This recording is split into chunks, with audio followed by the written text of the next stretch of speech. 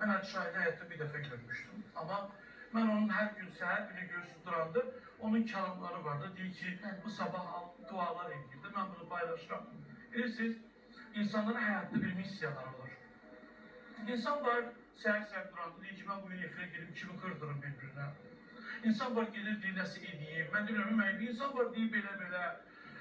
Misal üçün, amma Hacı Şahin tam başqa bir insan idi. O Azərbaycan din aləmində gəlib gedən, bəlkə də gənclərin də ən çox inandığı şəxsiyyətlərdən biri oldu.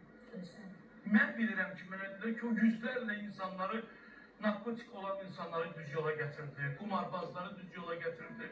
Hə, dostlarımız var içində. Çox hörmət elədiyim Hacı Surxaya çox böyük hörmətim var, Hacı Sədiyə. Ramin mənim, bəlkə də arzumdur Hacı Ramin mənim efirimdə, bir efirimdə olsun. Mən o efirlər heç lazım deyil. Bir cümə günü qonağım olsun, gəlsin. Bilirsiniz, biz elə bir ölkədə yaşayırıq ki, mənim ölkə başçım, ölkəmin birinci vitse-prezidenti ilə məscidlərin, ziyarətgahların açılışına gedirlər.